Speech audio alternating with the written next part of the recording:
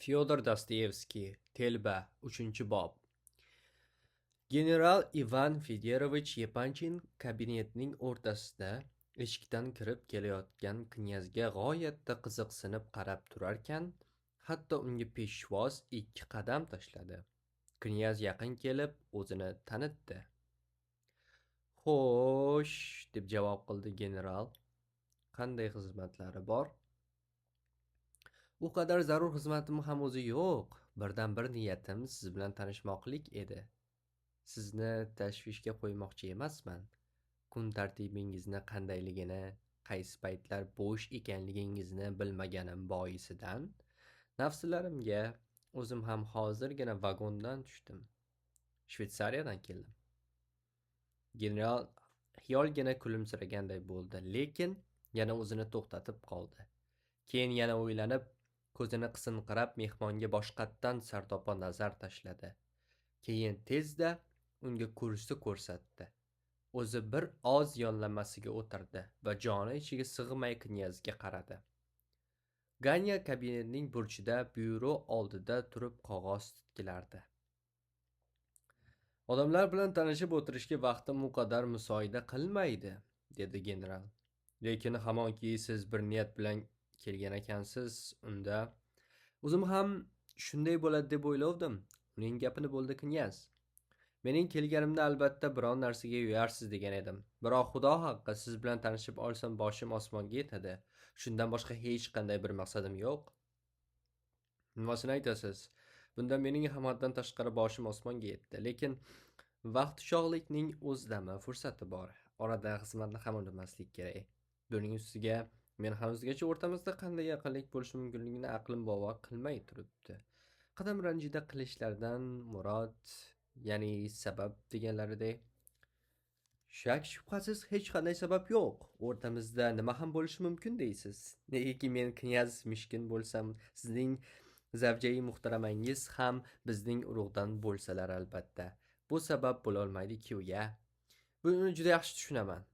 Lekin shunga qaramasdan, men xuddi shu tomonni o'ylab bu yerga kelgan edim. Men 4 yilcha Rossiyada bo'lmadim. Balki ortiqroq. Buning ustiga yana qay ahvolda ketgan edim deng. Aql hushim o'zimda emasdi. U paytlar hech vaqoni bilmasdim. Hozir-ku asti qo'yaverasiz. Yaxshi odamlarga zoriqib qoldim. Hatto mana aniqlab oladigan bir ish yo'q emas, lekin boshimni qayerga tiqishimni bilmayman. Hali Berlinda yurganimdayoq bular bilan har qalay qarindoshmiz. Avval shularni ko'ray, balki bir-birimizga yordamimiz tegib qolar. Men ularga, ular menga asqatarmiz, agar yaxshi odamlar bo'lib chiqsa, deb o'ylovdim. Men bo'lsam sizlarni yaxshi odamlar deb eshitgandim. G'oyatda minnatdorman, hayron qolib dedi general. Ijozat eting. Qayerda to'xtadingiz? Men hali hech qayerga tushganim yo'q. Demak, vagondan to'g'ri-menga kelayotgan ekansiz-da. Hali yuklaringiz ham bordir. Yuk menda nima qilsin? Bir kiyim solingan tugunchadan boshqa hech narsam yo'q. Uni odatdan o'zim bilan olib yuraman. Kechgacha mehmonxonadan joy olib ulguraman. Siz hali mehmonxonadan joy ham olmoqchimisiz? Bo'lmasa-chi, albatta. Gaplaringizga qarab to'g'ri menikida qolarmikansiz deb o'ylabman. Shunday bo'lish ham mumkin edi, lekin faqat siz taklif qilgan taqdirda. Rostini aytsam, taklif qilganingizda ham qolmagan bo'lardim. Ko'nglingizga keltirmang. O'zim shunday. Unda taklif qilmaganim ayni muddao bo'libdi. Taklif qilmayman ham. Ijozat eting, knyaz. Boshdanoq kelishib olaylik, ochiq-oydin qilib. Hozirgina gaplashib olganimizdek, o'rtamizda qarindosh urug'chilik haqida so'z ham bo'lishi mumkin emas. Albatta shunday bo'lib chiqsa, balki boshim osmonga yetardi, lekin bas, ma'lum bo'ldiki, o'rnimdan turib ketaveraymi endi? O'rnidan qo'zg'aldi knyaz ahvolining xiyla nochorligiga qaramasdan allaqanday quvnoqlik bilan kulgancha. Shunday qilib desangiz, general, xudo haqqi, garchi men bu yerda odamlarning urf-odatlarini ham, umuman ularning qanday yashayotganlarini ham zig'ircha bo'lsin bilmasligimga qaramasdan, men albatta o'rtamizda gap xuddi shunday bo'lib chiqsa kerak deb o'ylovdim. Aytganimday bo'ldi. Mayli, balki shunday bo'lgani ham tuzukdir. O'shanda ham mening hayotimga javob qaytarmagan edingiz. Mayli, yaxshi qoling, kechiring, bezovta qildim sizni. Shu damda knyazni qarashi shunchalar muloyim, jilmayishi shu qadar beg'ubor, samimiy ediki, general birdan to'xtadi va mehmonga butunlay boshqacha bir ko'z bilan qaradi. Uning nigohidagi o'zgarish bir zum ichida ro'y berdi. Bilasizmi, knyaz, dedi u butkul boshqacha bir ovoz bilan. Men har qalay sizni yaxshi bilmayman. Buning ustiga Yelizaveta ham balkim ism yuzasidan sizni ko'rishni istab qolar. Agar xohlasangiz, vaqtingiz bo'lsa, to'xtab turing. Vaqtim juda bemalol. Mening vaqtim hammasi o'zimniki. Shunday deb knyaz darhol yumshoq, garchi dumaloq shlyapasini stol ustiga qo'ydi.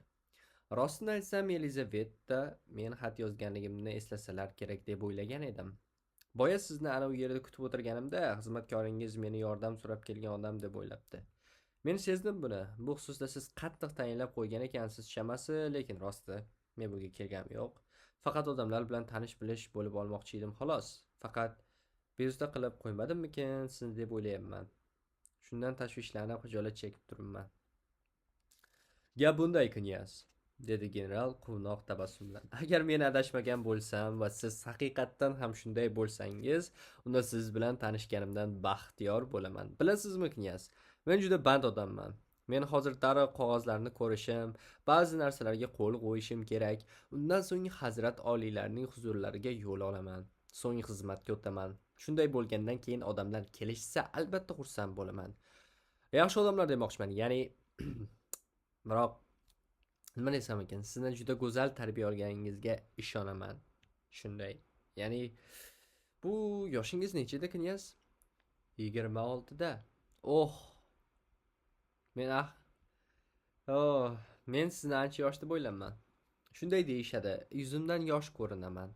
Sizga xalal bermaslikka harakat qilaman va darrov tushunib olaman. Negaki o'zim ham xalaqit berishni juda yomon ko'raman. Va nihoyat aftidan ko'p jihatlardan biz turli-tuman odamlar bo'lsak kerak. Bir-birimizga o'xshash tomonlarimiz unchalar ko'p bo'lmasligi ham mumkin. Lekin bilasizmi, men bunga o'zim ham unchalik ishonmayman. Chunki ko'p mahal o'zi shunday bo'lib tuyuladi. Umumiy nuqtalar yo'qqa o'xshaydi, vaholanki aslida ular bo'ladi. Odamlarning aqli ko'zida bo'ladi va ko'rinishiga qarab baho berishadi va bir-birlaridan hech o'xshashlik topmaydilar. Bu hammasi yalqovlikdan tug'iladi. Bu deyman, balki sizni zeriktirib qo'ygandir mana dastavvaldan. Siz nazarimda bir og'iz so'z, ozgina bo'lsa ham mablag'ingiz bormi? Yo bo'lmasa bironta ish bilan shug'ullanmoqchidirsiz? Ma'zur tuting so'raganimga. Bemalol, juda to'g'ri aytdingiz buni. Yaxshi tushunaman gapingizni. Hozircha hech qanday mablag'im yo'q, shu bilan birga hech qanday mashg'ulotim ham yo'q. Bo'lsa yomon bo'lmasdi. Birov bergan pulim bor edi, menga Schneider bergandi. U mening professorim bo'ladi. Qo'lida o'qiganman va davolanganman. Shvetsariyada yurganimda u yo'lning o'ziga yetadigan qilib bergan edi. Mana hozir misol uchun bor yo'g'i bir necha tiyin pulim qoldi. To'g'ri, bir bitiradigan ishim bor. Maslahatga muhtoj bo'lib turibman. Biroq aytingchi, hozircha qanday qilib yashamoqchisiz umuman? O'zingizni maqsadingiz qanday edi? Bo'ldi uning gapini general. Har qalay ishlasam devdim. Siz faylasuf ekansiz. Aytganday, odamning rizqini ta'minlaydigan biron kasb hunarmi, qobiliyatmi bormi? Yana bir karamasur tuting. Yo'q, uzr so'ramang. Nazarimda menda unday kasb hunar ham, qobiliyat ham bo'lmasa kerak. Aksincha, men kasalmand odamman. Yaxshi o'qiy olmay qolganman. Rizq ro'z xususida shuni aytishim mumkinki, chamamda general yana uning so'zini bo'ldi va tag'in gap surishtira boshladi. Knyaz boya aytganlarini yana bir boshdan so'zlab berdi. General marhum Pavlichev haqida eshitgan va hatto shaxsan tanir ekan. Nega Pavlichev uning tarbiyasi bilan shug'ullanganligini knyazning o'zi ham bilmas ekan. Balkim marhum otasi bilan do'st bo'lgani vajidan shunday qilgandir. Knyaz ota-onasidan juda yosh qolibdi. Sog'lig'iga qishloq havosi zarur bo'lgani boisdan umr bo'yi qishloqlarda kun ko'ribdi. Pavlichev uni o'zining allaqanday qarindoshlari, qari pomeshchik xotinlarga ishonib topshirgan ekan. Uning avval guvernant xotin, keyin guvernant kishi tarbiya qilibdi. Garchi o'sha paytlardagi hamma narsalar esimda bo'lsa ham, lekin ularni tuzukroq tushuntirib bera olmayman, chunki ko'p narsalarga e'tibor berib o'tirmaganman, dedi knyaz. Kasalga chalinib tinimsiz tutqanoq tutaverganidan keyin esim juda yarimta bo'lib qoldi. Knyaz xuddi shunday. Esim yarimta bo'lib qoldi deb aytdi. Nihoyat u bir kuni Pavlichev Berlinda shvetsariyalik professor Shneyder bilan uchrashganligini aytib berdi. Shneyder shunday kasallarga qarar ekan. Shvetsariyada Valya kantonida shifoxona Ivanovichga bugun kechqurun tugal bir qarorga kelmaganligini aytaman deb va'da bergan. Shvetsariyada Valya kantonida shifoxonasi bor ekan. Davolashda o'z usuli bor ekan. Jinnilik, esi pastlikni turli yo'llar bilan davolarkan. Sovuq suv bilan, gimnastika mashqlari bilan ham davolayverarkan. Shu bilan birga yana xat savodga ham o'rgatib, ilm ham berarkan. Pavlichev bundan 5 yilcha burun uni Shvetsariyaga jo'natibdi. O'zi bo'lsa 2 yilcha ilgari tayinli bir so'z aytmasdan to'satdan vafot etibdi. Shneyder bo'lsa uni yana 2 yil boqibdi, davolabdi, lekin to'la davolay olmabdi. Shunday bo'lsa ham ko'p yordami tegibdi. Keyin aloha knyaz ketaman deb turib olgandan keyin buning ustiga o'rtada hal qiladigan bir ish ham chiqib qolib, uni mana endi Rossiyaga jo'natibdi. General juda ajablandi. Nahot Rossiyada hech kimingiz yo'q, bironta ham odamingiz bo'lmasa, so'radi u. Hozircha hech kimim yo'q, lekin umid qilamanki, buning ustiga bir xat oldim. Jilla qursa, deb uning gapini bo'ldi general xat haqidagi gapni eshitmasdan. Biron narsani o'rgangandirsiz axir. Va bu kasalligingiz biron yerda osonroq bironta ishni bajarib turishingiz imkoniyati bormi deyman. Kasalim to'siq bo'lmasa kerak. O'zim ham biron ish topsam degan edim. Chunki nimaga qurbim kelmasligini bilib olmoqchiman. O'qishga kelganda 4 yil muttasil o'qidim. O'qishim odatdagidek to'g'ri o'qish emas. Uning maxsus usuli bo'yicha o'qiganman. Orada juda ko'p rus kitoblarini o'qib chiqishga ham ulgurganman. Rus kitoblarini deysizmi? Unda ruscha savodingiz bor ekanda. Xato qilmasdan yoza bilasizmi? Yozganda qandoq? Juda soz. Xatingiz qanday? Xatim ham yaxshi, shunga qolganda menda qobiliyat bo'lsa kerak deb o'ylayman. Kotiblardan chiroyli xat ko'chiraman. Bering menga, sizga hozir bir narsani yozib ko'rsatay, qizg'inlik bilan dedi knyaz. Marhamat qiling, juda yaxshi bo'ladi. Juda ham hozir javob ekansiz knyaz. Darrov odam el bo'lib ketarkansiz. Yozadigan narsalaringiz juda ham ajoyib ekan. Qalamlaringiz buncha ko'p. Pat qalamlarni aytmaysizmi? Qog'oz ham silliq, ajoyib ekan juda. Kabinetingiz ham buncha yaxshi. Mana bu suratni men ko'rganman. Bunda Shvetsariya manzarasi tasvirlangan. To'g'rimi? Musavvir buni tabiatning o'ziga qarab o'tirib chizganligiga ishonchim komil. Yana aminmanki, men bu yerni ko'rganman. Bu Uri degan kantonda. Ehtimol shunday bo'lsa bordir, lekin suratni bu yerda sotib olganmiz. Ganya, knyazga qog'oz bering. Mana sizga qalamlar bilan qog'oz. Mana bu stolchaga kelib o'tirib qoling. Nima bu? Deb so'radi general bu orada portfelidan kattakon fotografiya suratini olib uzatgan Ganyadan. Voh, Nastya Filipovna, bu o'zi senga bordimi? O'zimi? Hayajonlanib va juda qiziqib so'radi u Ganyadan. Hozir tabriklagani borgan edim, yerda. Anchadan beri so'rab yurgan edim. Bilmadim tag'in, shunday bir kunda sovg'asiz quruq qo'l bilan borganimga pisanda qilmaganmikin bu, deb qo'shib qo'ydi Ganya yoqimsiz tirjayib.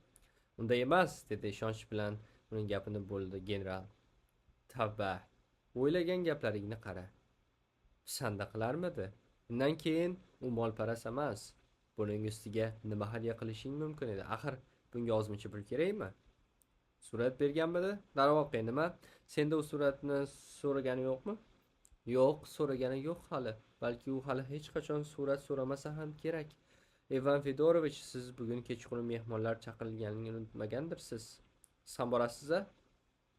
Esimda, albatta boraman. Bormay bo'ladimi? Tug'ilgan kun bo'lsa 25 yosha. Bilasanmi Ganya? Senga bekitqicha bir gapni ochib qo'ya qolay. Belni mahkam bog'la. U men bilan Afsani Ivanovichga butun kechqurun tugal bir qarorga kelmaganligini aytaman deb va'da bergan. Yo ostidan, yo ustidan. Shundan ko'zingga qarab ola. Ganya birdan g'alati bo'lib ketdi. Yuzi hatto andak oqar qirindi.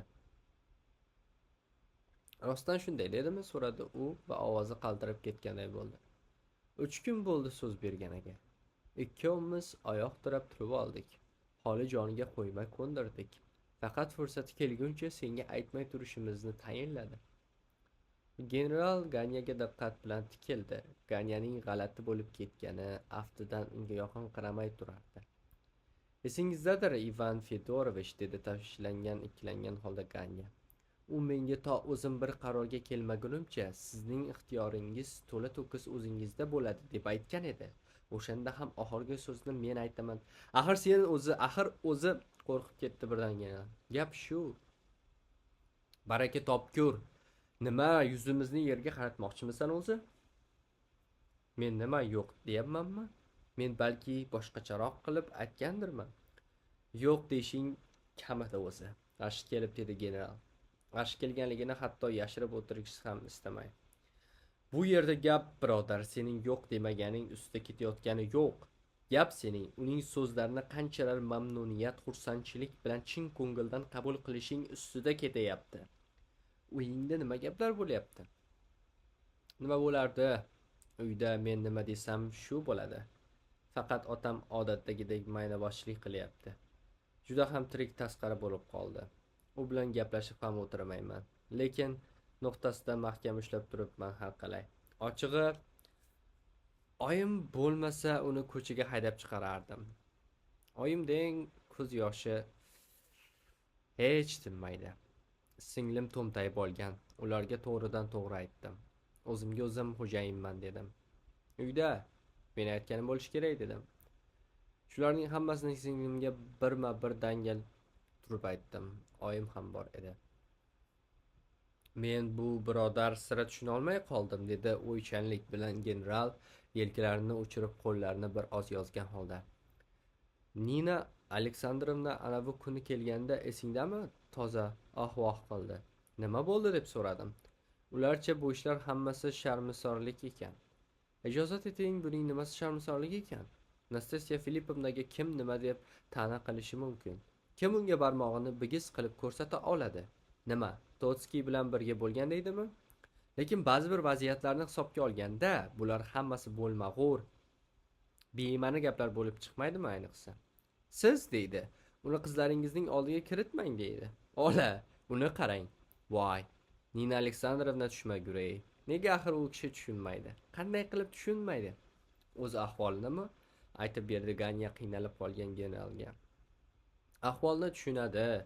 Siz u kishidan xafa bo'lmang. Men o'shandayoq birovning ishiga aralashmanglar deb toza adablarni berib qo'yganman. Lekin baribir shunga qaramasdan hali hammasi uzil-kesil hal bo'lgani uchun uyda tinchlik, lekin hali qattiq to'polon bo'ladi. Agar bugun uzil-kesil hal bo'lsa, demak hal bo'lgani shu bo'ladi. Knyaz bu gaplarni barini burchakda dastxat yozib o'tirgancha eshitdi. U yozib bo'lib stol yoniga keldi va qo'lidagi qog'ozni uzatdi. Nastasya Filipovna hali shumi? Pichirladi u ajabsinib suratiga diqqat bilan tikilarkan. Juda chiroyli ekan, deb shu zahoti qo'shib qo'ydi qizg'inlik bilan. Suratdagi ayol chindan ham favqulodda go'zal edi. U haddan tashqari sodda va nafis tikilgan qora ipak ko'ylak kiygandi. Ko'rinishdan qoramtirroq bo'lgan sochlarini xuddi uyda yurgandek odmigina qilib o'rgan edi. Ko'zlari timqora, tubsiz, manglayida xayol o'ynaydi. Yuz ifodalarida jo'shqinlik aks etadi. Shu bilan birga kibrli ko'rinadi. Chehrasi nozikkina, balki ehtimol bir oz oqarinqiragandir. Ganya bilan general knyazga hayron bo'lib qarab qoldilar. Nima, Nastasya Filipovna? Siz Nastasya Filipovnani ham ko'rib ulgurdingizmi? So'radi general. Shunday.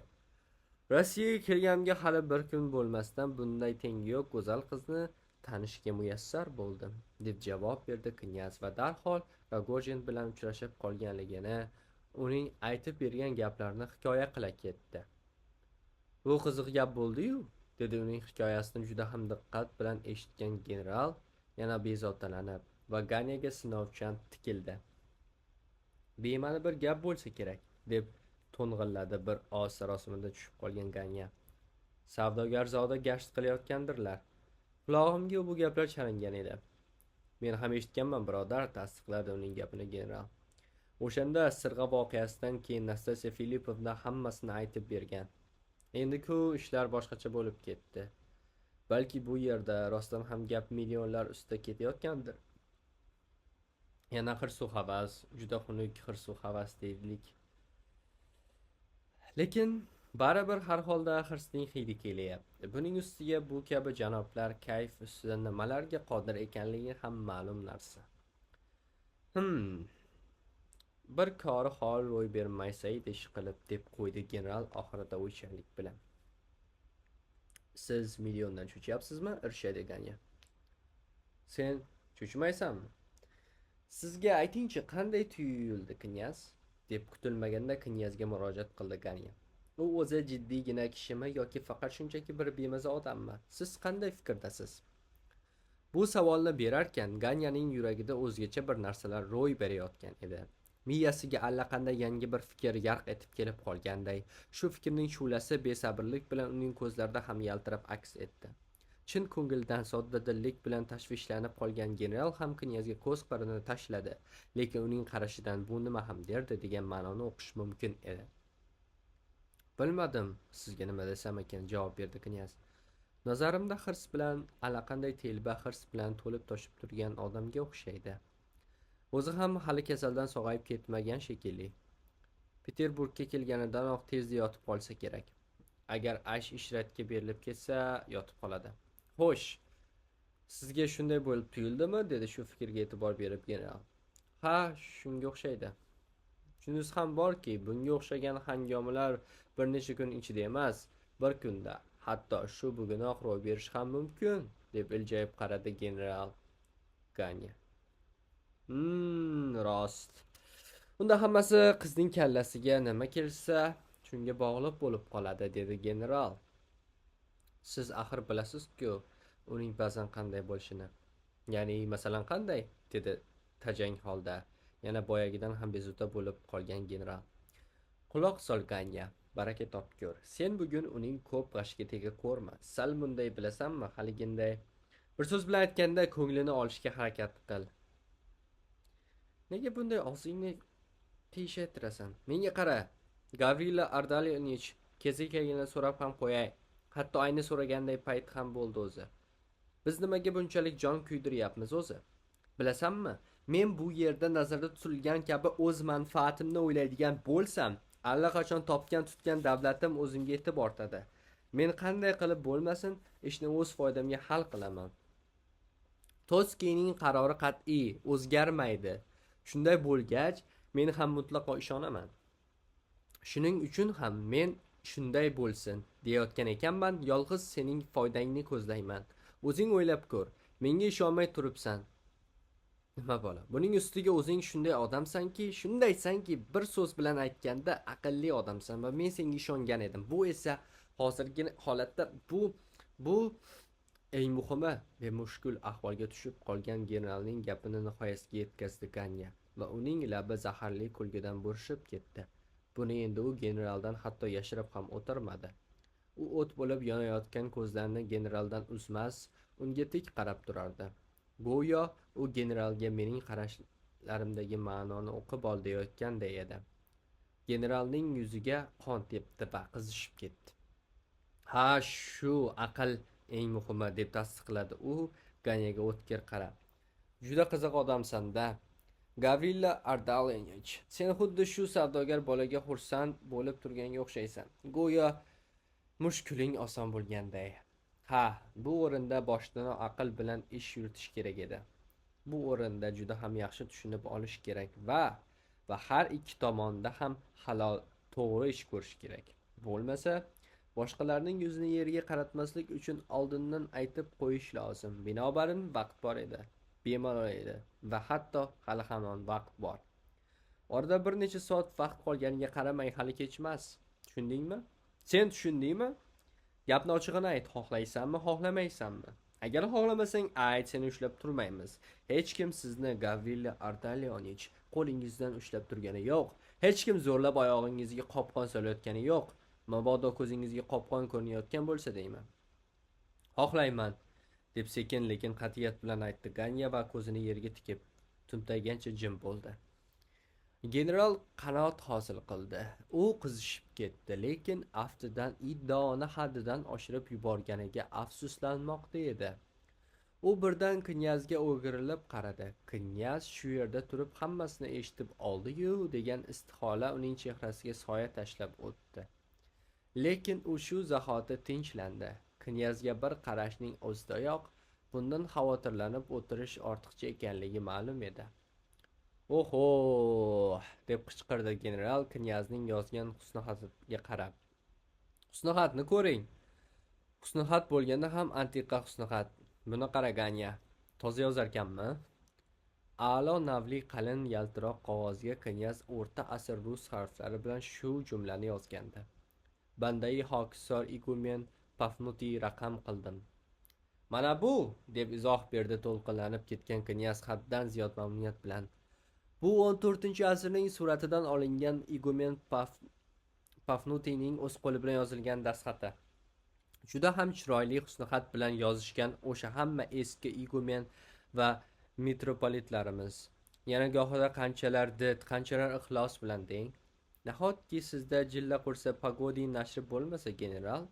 Keyin men yana bu yerga boshqacha harflar bilan yozdim. Bu o'tgan asrning yirik, dumaloq fransuz yozuvi. Ba'zi bir harflar boshqacharoq ham yozilgan. Ko'cha yozuvi. Mirzalar ishlatadigan yozuv. Ularning xatlaridan ko'chirilgan nusxa. Menda ham bir nusxa bor edi. O'zingiz ko'ring, afzal tomonlari ham yo'q emas. Mana bu dumaloq D, A harflariga qarang. Men rus harflariga fransuz tabiatini ko'chirdim. Bu juda qiyin, lekin ancha yaxshi chiqdi. Mana yana chiroyli va o'ziga xos harflar. Mana bu jumlani ko'ring. Ixlos, xolos. Mana bu rus harflari kotiblar yoki ta'bir joiz bo'lsa, harbiy kotiblar xati. Muhtaram zotlarga rasmiy xatlar shunday yoziladi. Buning harflari ham dumaloq, ajoyib qora harflar. Qop-qora qilib yozilgan. Lekin ajoyib did bilan yozilgan. Xattot harflarni bundan cho'zib jimjimador qilib yubormagan bo'lardi. Nima desam ekan, bunaqa jimjima qilib o'tirmasdi. Qarang, jimjimasini ham chala qilibdi. Yarim jimjima, ko'rdingizmi? Umuman olib qaraganda, yozuvda odamning tabiati aks etadi. Rost aytaman, harbiy kotibning yuragi shundoq ko'rinib turibdi bunda. Bir o'zini erkin qo'yib yuborgisi kelgan, talant ham qiltiqlab turgan, ammo harbiy kiyimning yoqasi bo'ynini mahkam siqib qo'ygan. Xatidan ham intizomli ko'rinadi. Qoyil. Yaqinda shunday bir xatni ko'rib qoyil qolgan edim. Tasodifan qo'limga tushgan edi. Yana qayerda deng? Shveysariyada. Xo'p. Mana bu odatdagiday oddiy, sof ingliz harfi. Nafislik bilan ortiq bo'lmaydi. Juda ham ajoyib. Mayda bunchoq, dur, barkamol.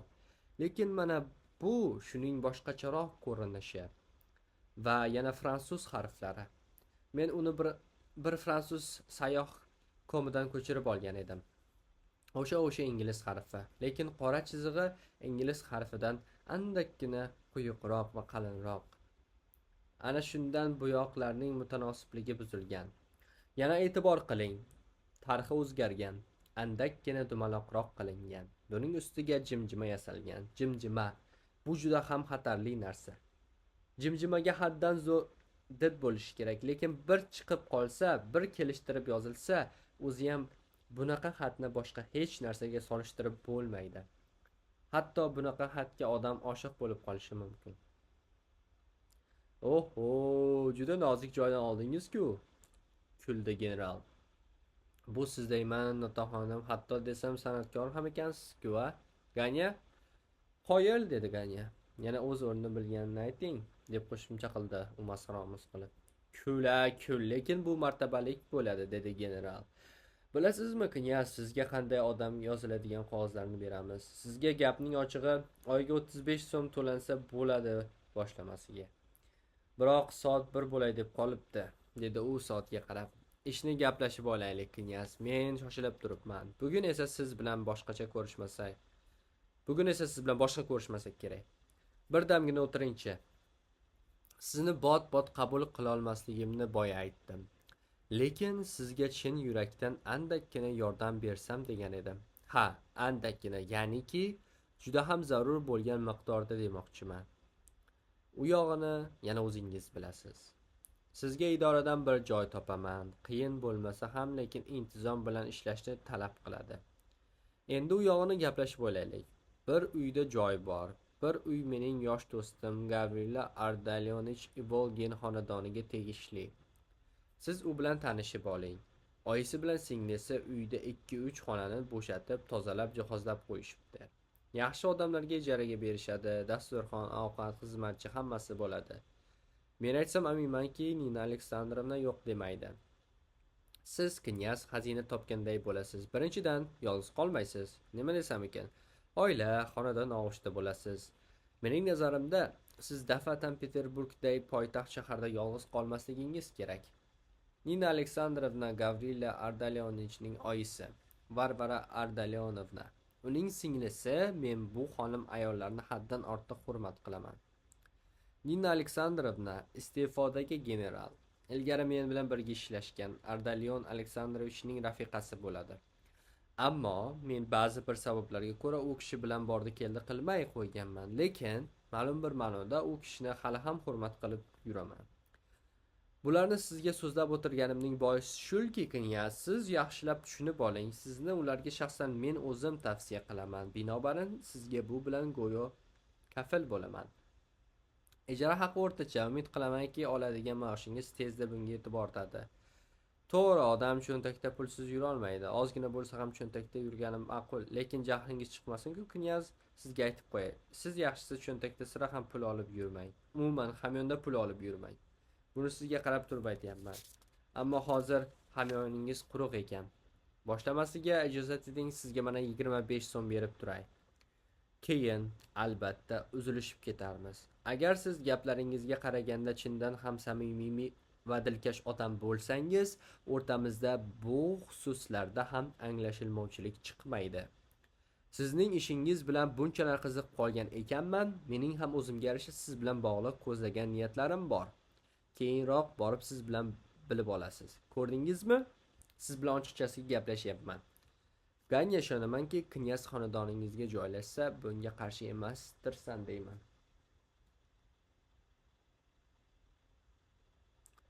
Aksincha, oyim ham juda xursand bo'ladi.